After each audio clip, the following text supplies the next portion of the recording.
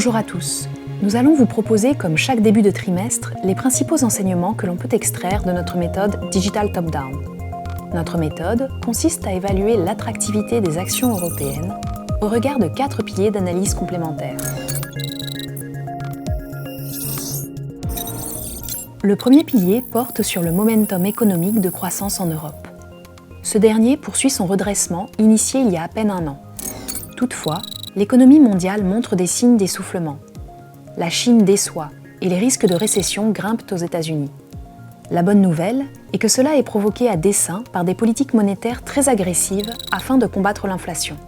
Il ne serait donc pas surprenant d'observer un changement de priorité pour les banques centrales et le retour d'une politique accommodante venant en soutien de l'économie, d'autant plus que la baisse de l'inflation suit la trajectoire voulue. Le deuxième pilier porte sur la politique monétaire mise en œuvre par la BCE. Il est probable que la récente hausse d'un quart de point des taux directeurs en septembre soit la dernière de ce cycle de relèvement, initié en juillet 2022.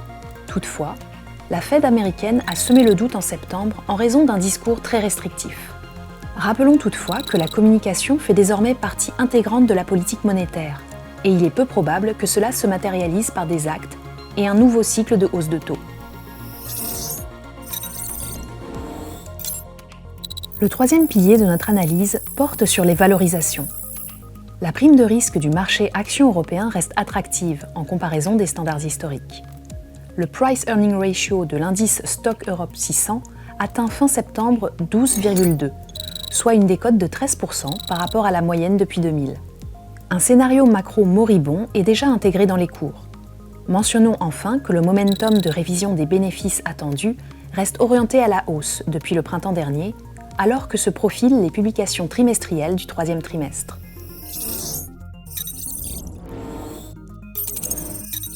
Enfin, le quatrième pilier traite de l'aspect comportemental. Les indices européens, américains et mondiaux testent en ce début de trimestre le niveau clé de la moyenne mobile de 100 jours.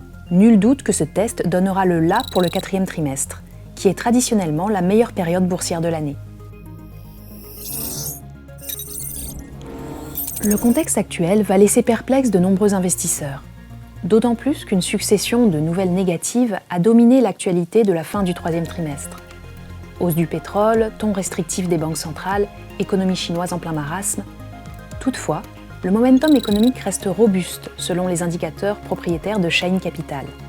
Et les banques centrales pourraient prochainement changer de priorité et choisir de soutenir à nouveau la croissance, même s'il est encore un peu tôt pour le communiquer. Un tel virage, qui est notre scénario central, serait un puissant support pour la classe d'actifs actions, alors que les valorisations sont basses et que nous testons en ce début de quatrième trimestre des supports clés sur l'ensemble des grands indices internationaux. Voilà, c'est tout pour aujourd'hui. On se retrouve le trimestre prochain pour un nouveau point macroéconomique avec Shine Capital.